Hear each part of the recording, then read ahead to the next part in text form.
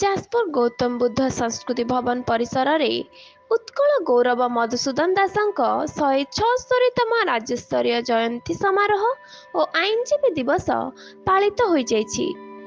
राज्य आईनजीवी परिषद और डिस्ट्रिक्ट लॉ एसोसिएशन पक्षरु आयोजित एही कार्यक्रम को ओडिशा उच्च न्यायालय मान्यवर विचारपति राधाकृष्ण पट्टनायक मुख्य अतिथि भावे जोगदेई उद्घाटन करथिले।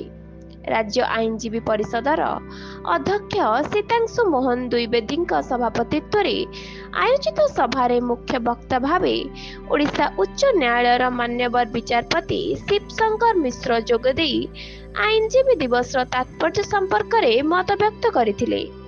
एही अवसर रे सम्मानित अतिथि भावे एडवोकेट जनरल अशोक कुमार परिजा, राज्य आईनजीवी परिषदर उपाध्यक्ष Rajiv Mahanty, district law association सभापति प्रवीर कुमार राय, संपादक अनंत वासुदेव मिश्र प्रमुख जोग देथिले।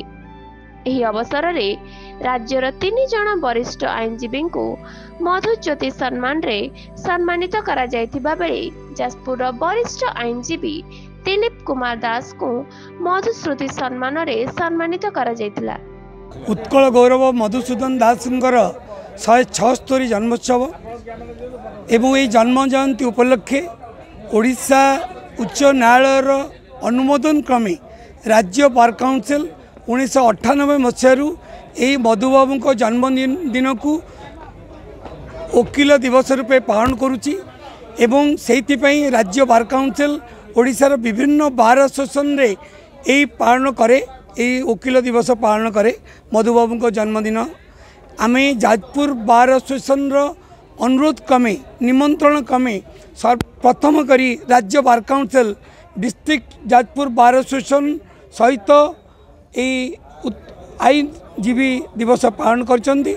एथिरे आमर उद्देश्य होची मधुबाबूंकर जो निष्ठा त्याग आदर्श केवल वकिलती सीमित नथिला, समाज सेवा कहतु, आपणकर वेलफेयर कहतु, आपणकर इकोनॉमिकल कहतु, मधुबाबू सबुथिरे ही एक थिले, अग्रज थिले।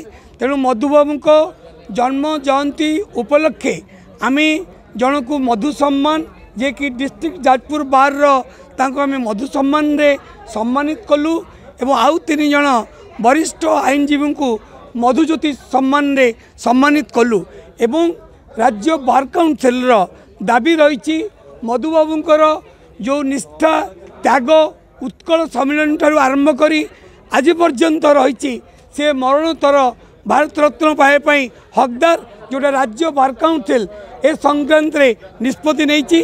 आगु मध्य एटा सबू कर्नर रे दाबी रहिबो मधुबाबू को जन्म दिवस को राष्ट्र दिवस रूपे पालन करिबा पई एवं मधुबाबू को मरणोत्तर भारत रत्न उपाधि रे अभिषेक करिबा पई। बैरिस्टर मधुसूदन दास जन्मवार्षिक 176तम जन्मवार्षिक सी को समग्र ओडिशार वकील संघ या लॉयर्स डे भाव पालन करते। ये वर्ष एटा जिला एटा all Odisha state bar council function आम डिस्ट्रिक्ट लॉयर्स एसोसिएशन हूँ होस्ट बार जेहेतु ए आम बार श्री राजीव महांती वाइस चेयरमैन होती प्रचेषार ए फंक्शन टी जाजपुर हो पार्टी ये भी कम गर्वर कथा नुहे। मोर धन्यवाद एवं समस्त वकील मैंने जो मैंने आसछन्ति विभिन्न बारू से धन्यवाद। ये हूँ एक स्वाभिमान दिवस जाजपुर पर एक गौरव दिवस मुझे समस्त धन्यवाद दी। राज्य आईनजीवी परिषद व स्टेट बार काउंसिल 1998 मसीह ये प्रथा प्रचलन है जे आम समग्र राज्य रे जेकोसी बार आमको आयोजित कर लॉयर्स डे आमर स्पॉन्सरशिप रे कोलाबोरेशन विथ दैट बार आम से मधु जयंती बा लॉयर्स डे से प्रतिवर्ष आमर आयोजन करा जिवो।